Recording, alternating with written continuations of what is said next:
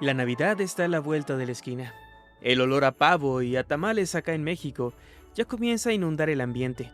Y es justo en estas fechas de unión familiar y de peleas por los terrenos de la abuela, cuando aquí en Mundo Creepy nos gusta recordar que, aún en estos días de fiesta, en el mundo siguen ocurriendo cosas extrañas, misteriosas y hasta perturbadoras. Así que pónganse cómodos y apaguen la luz, porque estos son 7 misterios sin resolver de Navidad. Recuerda que este contenido lo puedes escuchar en Spotify o cualquier plataforma de podcast donde también nos puedes seguir y encontrar todo esto sin censura. ¿Qué tal? Buenos días, tardes o noches, los saluda su amigo Nightcrawler Y su amigo Masketman. Sean bienvenidos a Mundo Creepy. Comenzamos.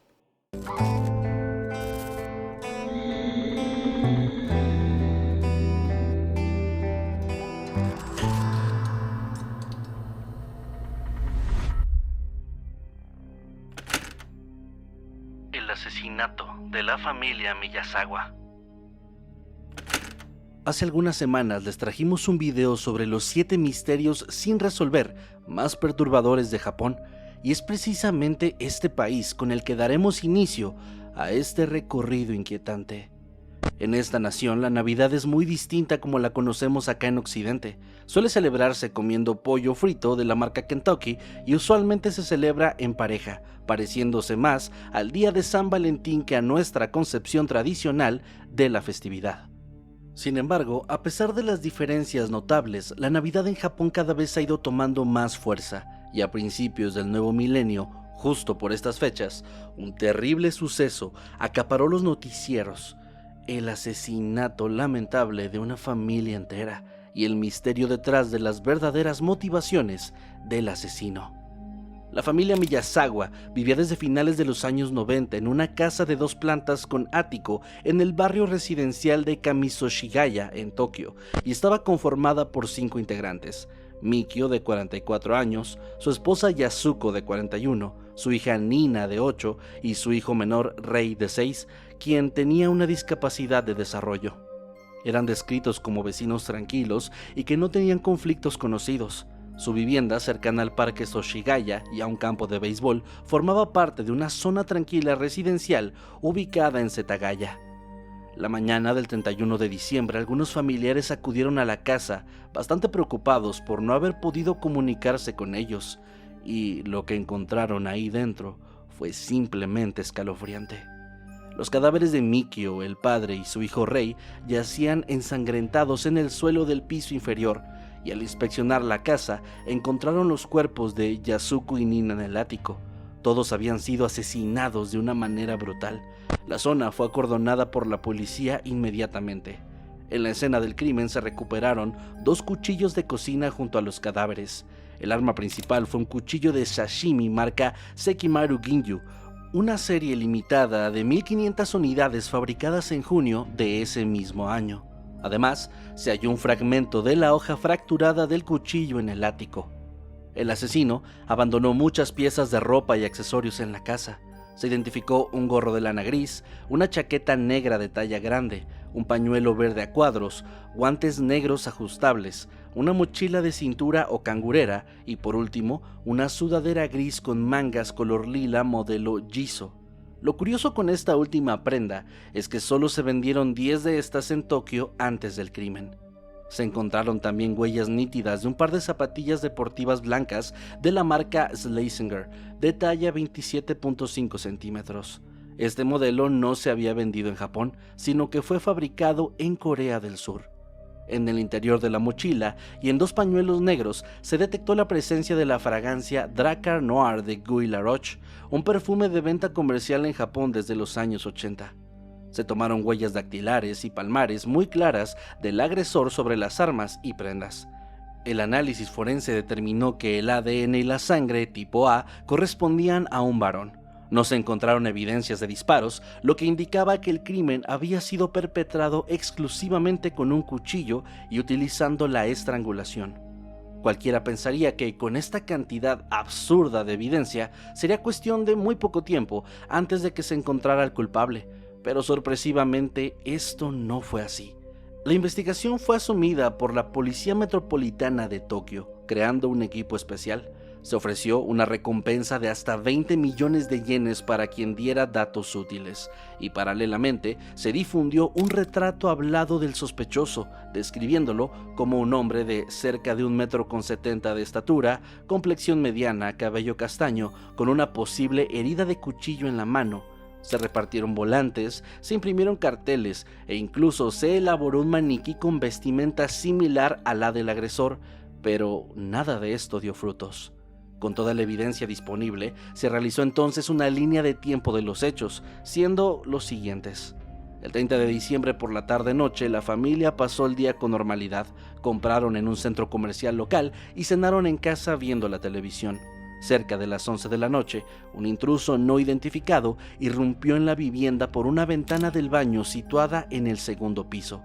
El asesino abordó primero al niño Rey de 6 años, estrangulándolo en su cama, en la parte de debajo de una litera. A continuación bajó al primer piso y apuñaló en la sala a Mikio, causándole la muerte por desangramiento. Luego subió una vez más y atacó a Yasuko y a Nina mientras dormían, apuñalándolas repetidamente, aunque al final murieron por desangramiento. Ya en la madrugada del 31 de diciembre, tras cometer los asesinatos, el agresor permaneció varias horas en la casa realizando una serie de actos extraños. Comió helado del congelador sin usar cuchara, utilizó el ordenador de Mikio para navegar por internet y recortó algunos artículos del periódico con tijeras antes de abandonar la escena. Debido a este comportamiento inusual y a la falta de motivación clara para el crimen, han surgido varias hipótesis al respecto. La más célebre proviene del periodista de investigación Fumiya Ichihashi, quien en 2015 publicó un libro afirmando que el asesino era un ex soldado surcoreano contratado como sicario. Según este hombre, el móvil habría sido apropiarse de una indemnización por la ampliación de un parque cercano. Insiste en que el criminal no era japonés y escapó inmediatamente al extranjero sabiendo que jamás iba a ser atrapado. Esta teoría ha sido rechazada por los investigadores oficiales, y es que el detective a cargo, Takeshi Tsushida, declaró que la idea es 100% absurda y que, de ser cierta, el asesino ya estaría detenido. Otras especulaciones hablan de un vecino o de un asesino aleatorio con problemas mentales. 25 años después, este caso sigue sin resolverse. En diciembre de 2024, la Policía Metropolitana volvió a pedir colaboración pública, pero sigue sin haber detenidos y tampoco confesiones. Mientras tanto, los amigos y familiares de los Miyazawa siguen esperando que algún día se haga justicia, y recordando amargamente que aquel año para 2 padres y sus pequeños hijos no hubo felices fiestas. El caso de John Bennett Ramsey. Los concursos de belleza infantiles ya son lo suficientemente perturbadores para mí. El simple hecho de que un grupo de señores cuarentones estén ahí sentados decidiendo por cuál niña pequeña con kilos de maquillaje en la cara les parece la más bonita, ya es bastante inquietante. Pero lo que le pasó a John Bennett Ramsey durante la Navidad de 1996 es todavía más perturbador. John Bennett Patricia Ramsey era una niña de 6 años que vivía en Boulder, Colorado, en una familia de clase alta. Su padre, John Ramsey, era un acaudalado ejecutivo tecnológico, presidente de la empresa Access Graphics, y su madre, Patsy Ramsey, había sido Miss Virginia Occidental en 1977, y dedicaba gran parte de su tiempo a la carrera de belleza de John Bennett, inscribiéndola en numerosos certámenes infantiles que la hicieron ganar premios y popularidad local. También tenía un hermano mayor llamado Burke, quien tenía entonces 9 años. La mañana del 26 de diciembre de 1996, tras haber celebrado la Navidad, la familia Ramsey despertó con noticias inquietantes. La niña no estaba en su habitación, y en la cocina había una larga nota de rescate, manuscrita, donde se exigían $118,000, amenazando con la muerte de la niña si se contactaba a la policía. A pesar de las instrucciones del texto, Patsy llamó al 911 poco después. Los agentes llegaron inmediatamente y la investigación inicial se orientó a un secuestro. Hacia el mediodía, y aún sin rastros de John Bennett, su padre bajó al sótano de la casa y descubrió algo terrible. Ahí abajo Tras una puerta asegurada con pestillo, estaba el cuerpo sin vida de su hija. La niña estaba tendida sobre el suelo, cubierta con una sábana blanca, con las manos atadas y cinta adhesiva sobre su boca. Poco después, las autoridades confirmaron que había muerto estrangulada con un cordón de nylon al cuello, además de sufrir un golpe muy severo en el cráneo. El cuerpo fue retirado esa misma noche, completándose la autopsia al día siguiente. Había varias cosas muy extrañas en este caso, y los investigadores lo notaron de inmediato. Para empezar, la carta de los supuestos secuestradores era inusualmente larga, de unas 2 páginas, con amenazas detalladas y bastante sádicas. Además, pedían una cifra muy exacta, $118,000, en billetes de 100 y 20. La suma era exactamente la misma del bono navideño que John Ramsey había recibido ese año. De la escena del crimen se recogieron huellas parciales, fibras y manchas de sangre. Una particular pista fue la presencia de un tazón con restos de piña, que más tarde permitió constatar que John Bennett había consumido fruta pocas horas antes de ser asesinada. Sus padres negaron haber sido ellos quienes le dieron dicha fruta. El informe oficial determinó que la muerte se produjo por asfixia por estrangulamiento, agravada por un fuerte traumatismo craneal. La niña presentaba una fractura de cráneo de varios centímetros. No se halló ni pruebas concluyentes de abuso sexual, aunque sí indicios de lesión penal que sugieren un intento de abuso. La policía de Boulder asumió entonces el caso como un homicidio, y equipos de investigación locales se coordinaron con agentes federales y estatales para la investigación. Sin embargo, errores iniciales en la escena del crimen cometidos por las mismas autoridades complicaron el trabajo. Por ejemplo, los primeros agentes que llegaron a la casa acordonaron solo el cuarto de John Bennett, permitiendo que familiares y conocidos o vecinos entraran al resto de la casa sin restricción. Así que personas movieron, tocaron y limpiaron objetos antes de que los peritos efectuaran su tarea. Además, John Ramsey, al encontrar el cuerpo de su hija, rompió y retiró la cinta de su boca, trató de desatar la cuerda, y luego cargó el cuerpo de la pequeña escaleras arriba, lo que destruyó huellas y evidencia esencial. A pesar de estas fallas, se recogieron muestras biológicas de toda la familia y se realizaron interrogatorios exhaustivos. En las semanas siguientes, la niña fue sepultada en un funeral privado. La falta de resultados definitivos llevó a la creación de un gran jurado en 1999, que recomendó cargos de abuso infantil y encubrimiento contra los padres. Pero el fiscal descartó seguir con las acusaciones por falta de pruebas contundentes. Varias teorías han intentado explicar quién mató a John Bennett Ramsey, pero ninguna ha logrado comprobarse. Si conoces ambos casos, es muy probable que este te parezca muy similar al de Paulette Guevara en la Ciudad de México, pues elementos como las malas decisiones de las autoridades al dejar pasar libremente a personas por la casa, o el hecho de que la niña fuera encontrada muerta en su propia casa después de un supuesto secuestro, los hacen bastante similares.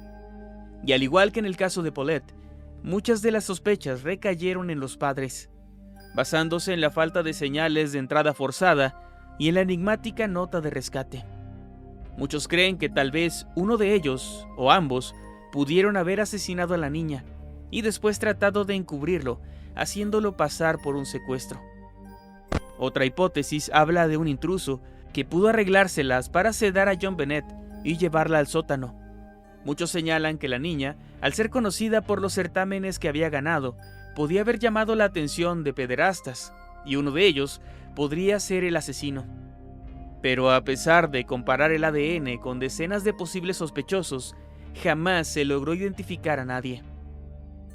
Se llegó incluso a sospechar sobre su hermano mayor, pues algunos creen que tal vez de manera accidental podría haber matado a su hermana y sus padres habrían tratado de encubrirlo. Otra variante de esta misma hipótesis señala que su hermano la habría asesinado al tener envidia de ella, por ser siempre el centro de atención. En el año 2008 se identificó en la ropa interior de la niña un perfil de ADN masculino desconocido. Cada miembro de la familia Ramsey fue descartado en esas pruebas, lo cual hizo que la fiscalía redujera las sospechas directas sobre ellos. Sin embargo, el perfil genético aún no ha coincidido con ningún sospechoso, y las muestras se han preservado para futuros análisis forenses. El asesinato de John Bennett Ramsey generó una enorme atención mediática en Estados Unidos. La prensa y la televisión difundieron ampliamente fotos y detalles del caso. A lo largo de los años, múltiples programas y documentales reavivaron teorías y debates, aunque sin aportar pruebas concluyentes. Hoy el caso permanece abierto. No existe ningún sospechoso confirmado, ni se han realizado arrestos, y las autoridades aseguran que continuarán trabajando mientras haya pruebas por analizar. Mientras tanto, el asesinato de John Bennett Ramsey sigue siendo uno de los misterios más perturbadores ocurridos en Navidad. El incidente ovni de Rendlesham Forest. En diciembre de 1980, durante la Navidad, ocurrió un misterio muy peculiar en un bosque llamado Rendlesham, en Inglaterra. Era la época de la Guerra Fría, un momento en la historia donde muchos países estaban tensos y vigilándose unos a otros, y cerca de este bosque había dos bases militares utilizadas por la Fuerza Aérea de los Estados Unidos. En la madrugada del 26 de diciembre, justo después de Navidad, 3 soldados que cuidaban una de las entradas de la base vieron algo que no esperaban. Había unas extrañas luces bajando hacia el bosque. Creyendo que podría tratarse de un avión que se había estrellado, el sargento John Burroughs, el sargento Jim Penniston y otros compañeros ingresaron al bosque para investigar. Según el informe del teniente coronel Holt, en un claro se encontraron con un extraño objeto brillante de apariencia metálica que proyectaba luces rojas, azules y amarillas. Al intentar acercarse, el artefacto comenzó a moverse entre los árboles, mientras que los animales de una granja cercana comenzaron a alterarse fuertemente. Tras unos instantes de observación, este objeto se alejó rápidamente y los militares regresaron al perímetro de la base. Cerca de las 04 de la mañana, la policía local acudió al lugar, pero la única luz que vieron fue la del faro marítimo de Orfordness a la distancia. 2 noches después, durante la madrugada del 28 de diciembre, ocurrió un segundo episodio. El teniente coronel Charles Holt organizó una patrulla equipada con grabadoras de audio y un detector de radiación. En el sitio registraron lecturas de radiación muy elevadas y, de acuerdo con la grabación de Holt, durante esa exploración apareció una luz roja intermitente hacia el este, casi en línea con una granja, la misma dirección que el faro de Orfordness. Posteriormente se observaron 3 luces más en el cielo, 2 al norte y 1 al sur. La más brillante lanzaba destellos verticales hacia el suelo, y en la propia cinta de audio se registraron las reacciones de Holt en tiempo real, donde se le puede escuchar decir: "No hay duda, hay una extraña luz roja intermitente más adelante. Viene para acá, definitivamente viene para acá. Parece un ojo guiñándote, casi te quema los ojos". Los testimonios de los involucrados en ambos avistamientos tienen elementos bastante inquietantes, como el del sargento John Burroughs, quien contó que, al perseguir las luces entre el bosque, escuchó un sonido como de una mujer gritando y notó a los animales de granja alterados. Su compañero Jim Penniston aseguró haber visto de cerca una nave de forma cónica de unos 3 metros de altura, con extraños símbolos jeroglíficos en los lados. Penniston relató que su superficie era como la de un cristal liso, opaco y negro, y que incluso la tocó para tomar fotografías. Años después, el teniente coronel Holt firmó una declaración jurada en la que afirma creer que fue testigo de un suceso extraterrestre encubierto. Algunos militares negaron haber observado nada fuera de lo normal. El comandante de base Ted Conrad, por ejemplo, declaró que él y otros oficiales no vieron en el cielo ni en el suelo nada que coincidiera con la descripción de Holt, e incluso sugirió que todo pudo haber sido una especie de montaje. Además de los testimonios, se reportaron también varios indicios físicos en el lugar donde supuestamente apareció el objeto. En el claro se hallaron 3 marcas triangulares en el suelo, como si algo hubiera aterrizado allí. También se observaron quemaduras y raspones en los árboles cercanos, y algunos radares de la base habrían detectado el objeto por unos instantes. 4 décadas después, el caso sigue abierto. El Ministerio de Defensa admite que no tiene una explicación definitiva, pero mantiene que el incidente no tuvo importancia para la defensa del país. Aún así, Rendlesham Forest se convirtió en uno de los casos ovni más famosos en el mundo, conocido como el Roswell inglés. El interés público ha crecido tanto que existen recorridos turísticos temáticos, además de libros, documentales y películas inspiradas en el suceso. Hasta hoy, continúa siendo uno de los encuentros ovni más debatidos y documentados en la historia moderna.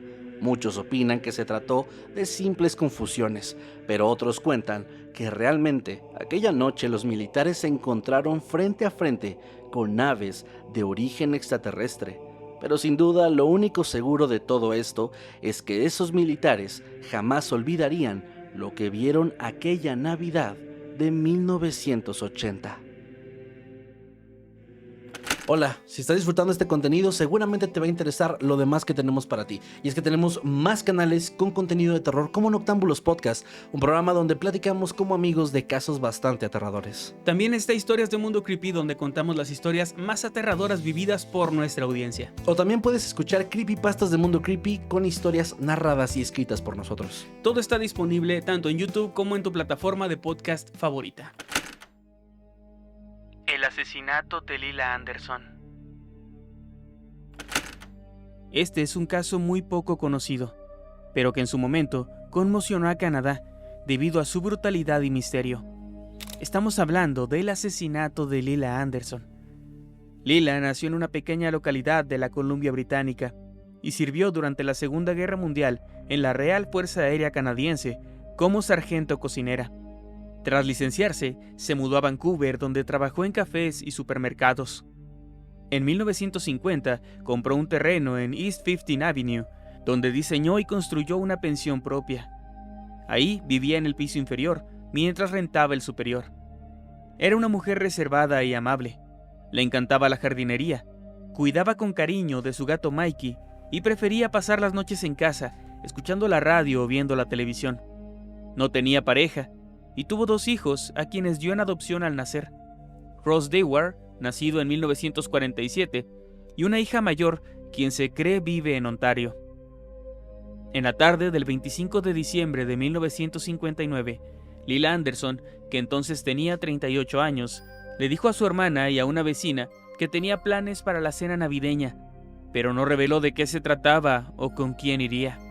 Después de eso, nadie la volvió a ver. Esa noche, al notar su ausencia, sus familiares se preocuparon por ella. A la mañana siguiente, 2 niños que paseaban a su perro por el área de Knight Street encontraron el cuerpo de Lila en una zanja cercana. El cuerpo estaba desnudo y con una falda negra cubriéndole la cabeza. La autopsia reveló que Lila había cenado aproximadamente 1 hora antes de ser asesinada y que la causa de muerte había sido por un golpe en la cabeza con un objeto contundente que le había roto el cráneo. La policía de Vancouver inició una investigación exhaustiva tras el hallazgo, pero enseguida se topó con algo muy extraño. Nadie parecía haber visto nada. Según reportes de la época, el detective inspector Archie Plumber llegó a acumular cientos de pistas enviadas o llamadas telefónicas, pero ninguna condujo a nada. Se revisaron registros de viajeros y expedientes de personas violentas. También se compararon casos similares, pero no hubo resultados. Con las pocas pistas que se obtuvieron, se realizó una reconstrucción muy superficial de los hechos. Se dijo que había sido secuestrada en una parada de autobús, arrastrada hasta un automóvil, golpeada con una llave de tuercas y luego su cabeza había sido estrellada contra una roca. La identidad de él o los asesinos, así como sus motivaciones, son desconocidas. Las autoridades también ofrecieron recompensas y apelaron públicamente a que testigos aportaran información, pero hasta hoy no ha surgido ninguna pista decisiva. La extrema brutalidad del crimen generó especulaciones. Algunos medios y aficionados han vinculado el asesinato con el brutal caso de la familia Pauls, ocurrido tan solo 1 año y medio antes en una zona cercana, insinuando la existencia de un posible asesino en serie en Vancouver por esa época. Algunas personas sugieren que tal vez Lila podía haber estado involucrada en una relación con alguien y que ese podría ser el móvil del crimen. ya sea que su pareja la asesinara o que dicha pareja pudiera tratarse de un hombre casado, lo que desataría la furia de la esposa al enterarse. Sin embargo, no existen pruebas sólidas de nada de esto, por lo que deben considerarse como meras especulaciones. A 65 años de los hechos, no ha habido avance alguno en el caso. El expediente sigue abierto en la División de Homicidios No Resueltos en Canadá. El caso se ha enfriado y las esperanzas de resolverlo cada vez son más lejanas. La desaparición de los niños Sother. En la Navidad de 1945, la familia Sother se disponía a celebrar las fiestas en su casa de madera de 2 pisos a las afueras de Fayetteville. Nadie podía imaginar que esa Nochebuena terminaría en una tragedia y daría inicio a uno de los misterios sin resolver más inquietantes de la historia de Virginia Occidental. Los Sother tuvieron 10 hijos entre 1923 y 1943 y eran conocidos como una familia trabajadora y respetada de clase media en la comunidad de Fayetteville, que contaba con muchos inmigrantes italianos. George Sother, el padre, prosperó con su propia compañía de camiones de transporte de carbón y no temía expresar sus opiniones políticas. Él era abiertamente antifascista y crítico del dictador italiano Benito Mussolini, algo que le generó roces con algunos paisanos que todavía simpatizaban en el régimen. En ese momento, 9 de los 10 hijos de George y Jenny todavía vivían con ellos, pues su segundo hijo, Joseph, estaba en Europa sirviendo en el ejército tras la Segunda Guerra Mundial. La Nochebuena de 1945, la hija mayor Marion, de 19 años, había llevado regalos para sus hermanas menores, Marta de 12, Jenny de 8 y Betty de 5, quienes, emocionadas, pidieron permiso a su madre para acostarse más tarde. Ante esto, Jenny accedió con la condición de que los hermanos Maurice y Louis, de 14 y 9 años, realizaran antes las tareas pendientes de la granja, como alimentar a los animales. George padre, agotado tras la jornada laboral, ya se había ido a dormir junto a los hijos mayores, John y George Jr., de 23 y 16 años respectivamente. Jenny había acomodado a Sylvia, la más pequeña de la familia, en su cuna en el dormitorio principal, y Sylvia en ese momento tenía tan solo 2 años. Hacia las 12:30 am del 25 de diciembre, el teléfono de la casa sonó. Jenny se apresuró a contestar antes de que todos se despertaran. Al descolgar, escuchó la voz de una mujer que preguntaba por una persona desconocida, riendo de fondo junto al sonido de copas chocando. Jenny colgó la llamada pensando que se habían equivocado de número y, extrañada, notó que en la planta baja las luces todavía estaban encendidas y que las cortinas estaban abiertas, algo inusual, pues los niños solían cerrar todo antes de ir a dormir. Así encontró a Marion dormida en el sofá y, asumiendo que los demás niños ya se habían ido a dormir, apagó las luces, cerró las cortinas y volvió a la cama. Media hora después, cerca de la 1 de la madrugada, el sonido de un golpe despertó a Jenny. Le pareció el ruido de un objeto cayendo sobre el techo y después rodando. Tras algunos instantes de silencio, trató de volver a dormir, pero no pasó mucho tiempo antes de que el olor a humo la alertara. Al abrir los ojos, vio llamas provenientes del despacho de su esposo, ubicado en el piso inferior. Gritó para despertarlo e inmediatamente salió para auxiliar a los niños. La casa estaba en llamas y el fuego se propagaba muy rápido. Jenny tomó en brazos a la pequeña Sylvia y bajó entre el humo mientras George y los hijos mayores gritaban para advertir a los demás. Marion también logró salir ilesa de la sala donde dormía, y en cuestión de minutos, la escalera interior al ático quedó envuelta en llamas, impidiendo que Maurice, Marta, Louis, Jenny, hija y Betty, quienes dormían en 2 habitaciones del ático, pudieran bajar al primer piso. Afuera, George y Jenny contabilizaron horrorizados que 5 de sus hijos no habían salido. George intentó volver a entrar rompiendo una ventana, lo que le provocó un corte profundo en el brazo. Marion había intentado llamar a los bomberos desde la casa, pero el teléfono estaba muerto, y desesperada, corrió a la vivienda de un vecino cercano para alertar a las autoridades. Otro vecino, que avistó el incendio, condujo hasta una taberna próxima para llamar desde ahí, pero nuevamente no logró contacto con la operadora. Finalmente, este vecino fue en persona a buscar al jefe del cuerpo de bomberos voluntarios. George, mientras tanto, intentó desesperadamente rescatar a sus hijos del ático, pero todo salió fatal. La escalera exterior había desaparecido y trepar la pared descalzo fue algo inútil. Además, sus camiones, que funcionaban perfectamente el día anterior, no arrancaron. Incluso intentó usar el agua de un barril para apagar las llamas, pero esta estaba congelada. Nada parecía funcionar. El incendio destruyó la casa en apenas 45 minutos. Los bomberos voluntarios llegaron hasta las 8 a.m. debido principalmente a la falta de personal, la inexistencia de una sirena o una central telefónica y que además el jefe no sabía conducir el camión cisterna. Y para cuando llegaron, solo había cenizas. Aquí es donde viene lo verdaderamente misterioso, y es que durante la búsqueda entre los escombros no se encontró ningún rastro de los 5 niños. No había huesos, restos de ropa, nada. El jefe Morris sugirió que el fuego los habría calcinado por completo, pero esa idea solamente aumentaba las dudas entre la familia. Jenny Souther, convencida de que era imposible que no quedara ni un hueso de sus hijos, investigó por su cuenta y comparó el caso con otros incendios donde se encontraron restos y realizó pruebas quemando huesos de animales, comprobando que no se desintegraban ni siquiera después de horas de exposición. Pronto surgieron más inconsistencias. La instalación eléctrica había sido revisada y declarada segura, y las luces navideñas permanecieron encendidas durante la primera fase del incendio, algo incompatible con un cortocircuito, pese a que esa terminó siendo la explicación oficial. También se descubrió que la línea telefónica no se quemó, había sido cortada deliberadamente.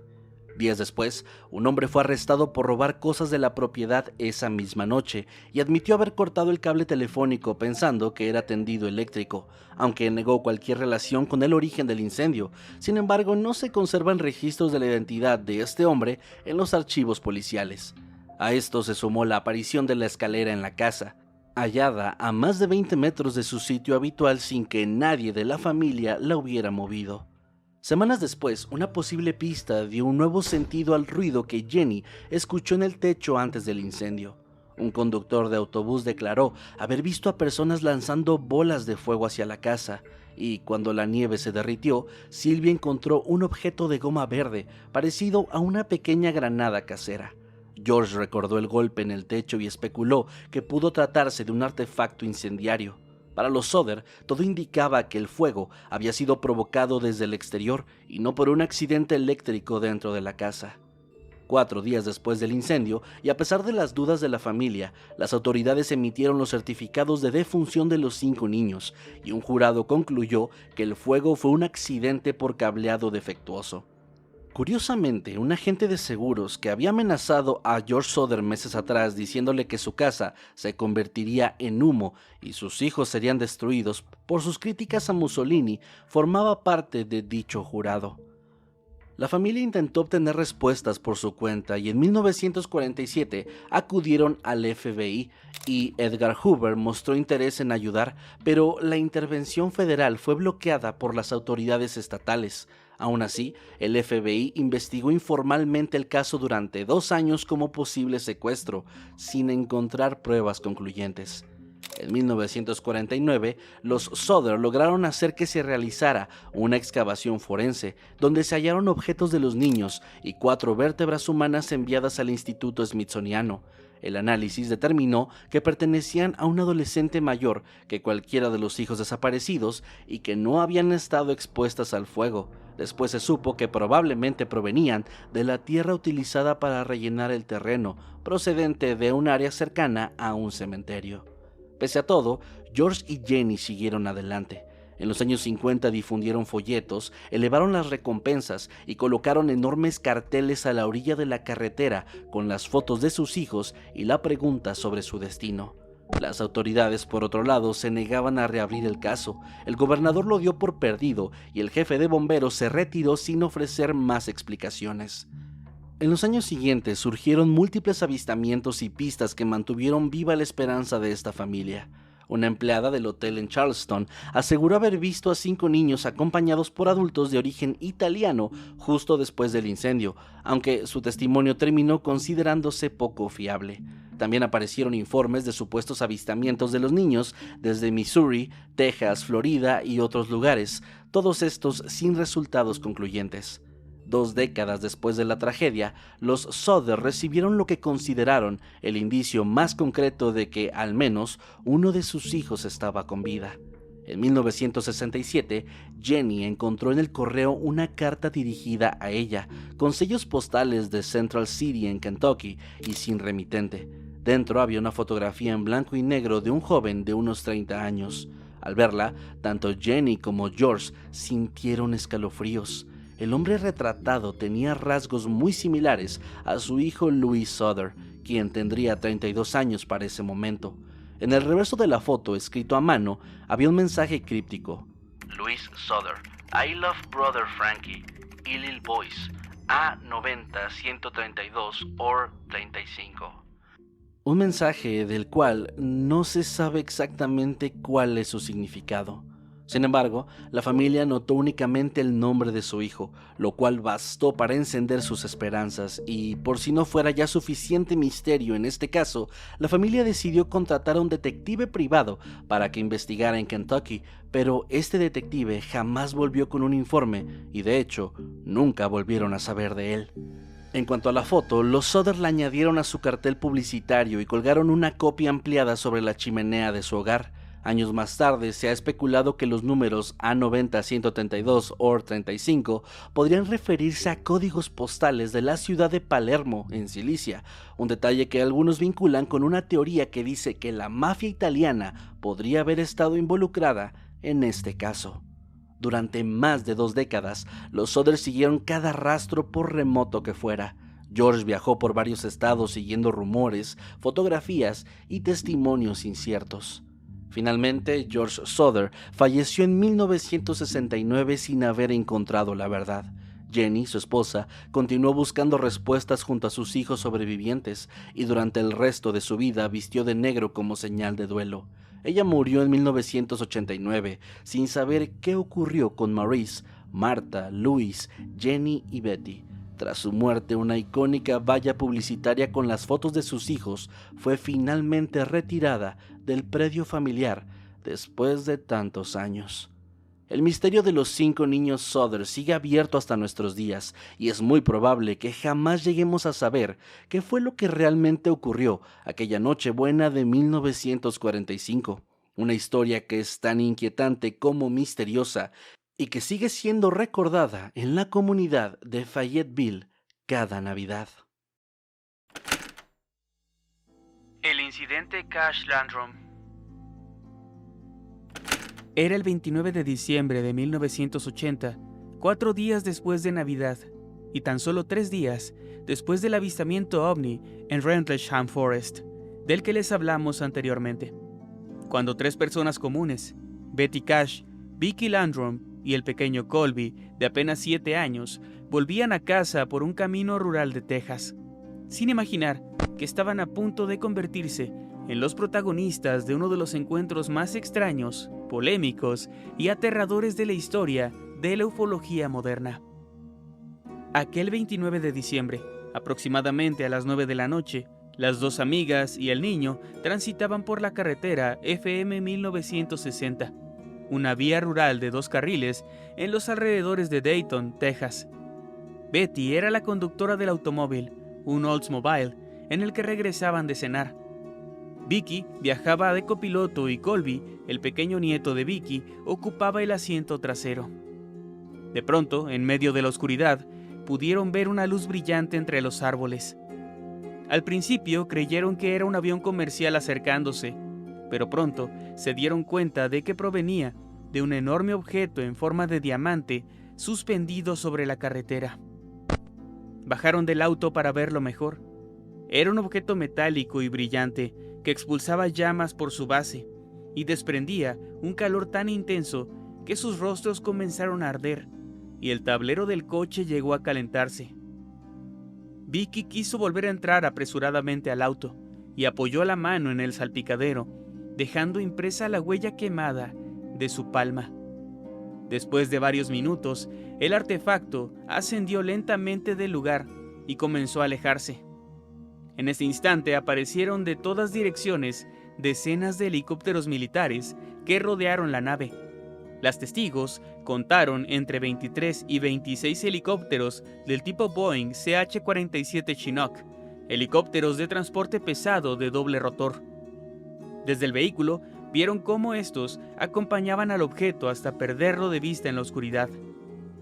El misterioso espectáculo duró entre 15 y 20 minutos, tras los cuales los helicópteros se disiparon y solo quedó el recuerdo de aquella gigantesca nave en llamas.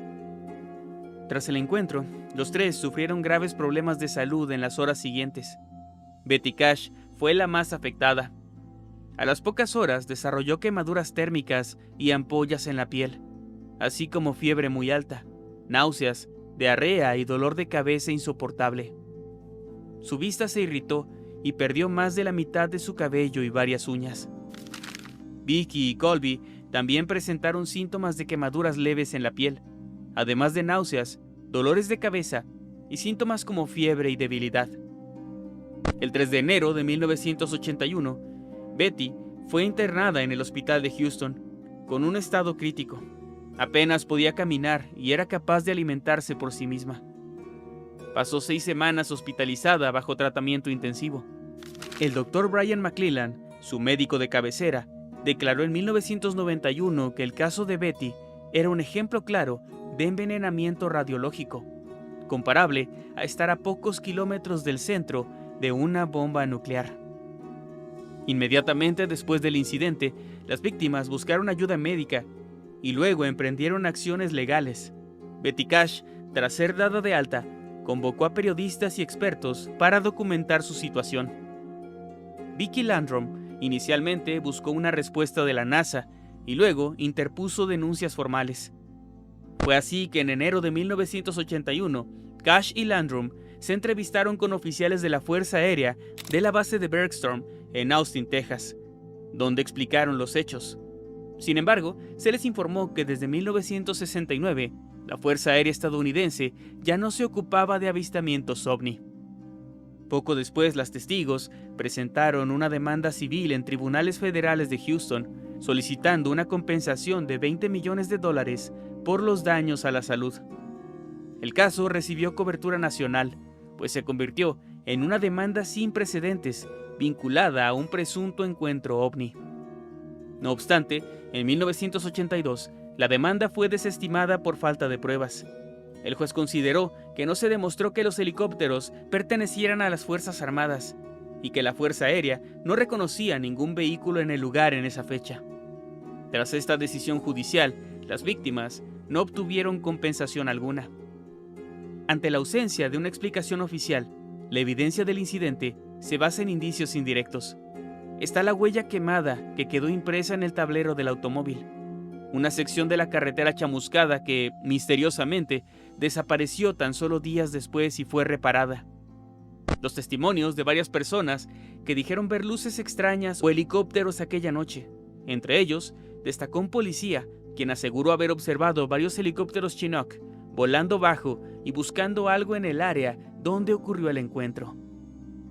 Betty Cash murió el 29 de diciembre de 1998, exactamente 18 años después del incidente, y Vicky Landrum falleció en septiembre del 2007. Colby ha guardado silencio sobre el asunto, aunque en contadas ocasiones ha concedido entrevistas, donde asegura que aún puede recordar aquel objeto, así como la sensación de calor, el miedo y el malestar físico que sintió. Hasta la fecha, no existe una explicación concreta para lo que ocurrió, y el incidente Cash Landrum permanece oficialmente como otro misterio sin resolver. La tregua de Navidad. Tal vez a algunas personas no les agrada encontrar este caso aquí, ya que no se trata de un asesinato sin resolver, ni de una desaparición o avistamiento inexplicable, sino de un suceso tan extraordinario, un momento de la historia que es tan insólito que, de no haber registros, simplemente podría parecer un cuento navideño. Y quisimos cerrar el video contándoles esto, ya que al ser un video sobre Navidad, quisimos que al menos el cierre nos pudiera devolver, aunque sea un poco, la fe en la humanidad. Esto ocurrió durante la helada víspera de Navidad de 1914, en el frente occidental de la Primera Guerra Mundial. Tras 4 meses de combates donde murieron decenas de miles de soldados de todos los bandos, las trincheras en Flandes y el norte de Francia eran un infierno de barro, ratas y lluvia. Muchos soldados creían que la guerra terminaría antes de Navidad y que podrían regresar con sus familias, pero para diciembre de 1914 eso ya se veía muy lejano. El frío campo de batalla estaba sumido en un silencio sombrío, pero cuando llegó la Nochebuena ocurrió algo inesperado, y es que desde el otro lado del frente comenzaron a sonar villancicos. Los soldados alemanes encendieron velas sobre sus parapetos y colocaron pequeños abetos donde colgaron algunos adornos improvisados. Los británicos, a unos cientos de metros de distancia, escucharon la canción Stille Nacht, proveniente de las trincheras alemanas, y respondieron con su versión en inglés, Silent Night, la que aquí conocemos como Noche de Paz. Al principio hubo desconcierto y temor. Algunos ingleses pensaban que podría tratarse de una trampa para hacerlos bajar la guardia, pero poco después, unos soldados alemanes salieron de sus refugios con banderas blancas y gritando Feliz Navidad en diferentes idiomas. En una carta enviada posteriormente por un soldado británico se puede leer lo siguiente: los alemanes comenzaron a cantar y nosotros respondimos con Silent Night. Después nos gritaron que si no disparábamos, ellos tampoco lo harían. Ante esta señal de paz, los hombres de ambas trincheras comprendieron que aquella ofrenda era sincera. A la mañana siguiente, centenares de soldados de ambos bandos abandonaron simultáneamente la protección de las trincheras y se internaron juntos en el campo de batalla, no para luchar, sino para convivir. Ahí se estrecharon las manos, se abrazaron y entablaron conversaciones, intentando olvidar por un momento el odio impuesto por la guerra. Ellos no se odiaban, no querían matar ni que los mataran, eran simplemente seres humanos, personas que por diversas circunstancias estaban ahí, siguiendo órdenes de personas que ni siquiera conocían. Los hombres intercambiaron regalos sencillos como paquetes de cigarros, botellas de ginebra y barajas de naipes mientras pasaban fotos familiares entre un lado y el otro. También hubo intercambios de insignias, botones de uniforme y periódicos de cada ejército. En algunos sectores, los soldados aprovecharon para arreglar trincheras, sacar muertos o hacer reparaciones. Se realizaron también entierros conjuntos, y ambos bandos cavaron tumbas a los caídos de los dos ejércitos, y capellanes británicos y alemanes alternaron lecturas religiosas en inglés y en alemán. Por si todo esto fuera poco, alguien de algún lado sacó un balón y se organizaron partidos espontáneos de fútbol entre la nieve. Los generales de ambos bandos quedaron horrorizados al saber lo ocurrido. Los altos mandos habían ordenado expresamente no tratar amistosamente con el enemigo y veían estas fraternizaciones como un grave quebranto de disciplina. El comandante británico en jefe, Lord John French, admitió haber dado órdenes inmediatas para impedir la repetición de tal conducta y castigar a quien se hubiera relacionado con el enemigo. Los ejércitos francés, belga y alemán reaccionaron de igual modo, amenazando con severas sanciones a cualquier soldado que repitiera esta pausa navideña. Así, la tregua solo duró unas pocas horas, y la tarde del 25 de diciembre, mientras todavía sonaban los últimos villancicos, los mandos militares hicieron que los hombres regresaran a sus posiciones. En los años siguientes, se dictaron estrictos avisos para evitar cualquier repetición de tregua en navidades posteriores. El horror de la guerra no terminó ahí. Los soldados que habían convivido amistosamente terminaron disparándose al día siguiente, pero al menos quedó registrado en la historia que aquella Nochebuena de 1914, en aquel helado invierno, por un pequeño momento, ocurrió un verdadero milagro de Navidad.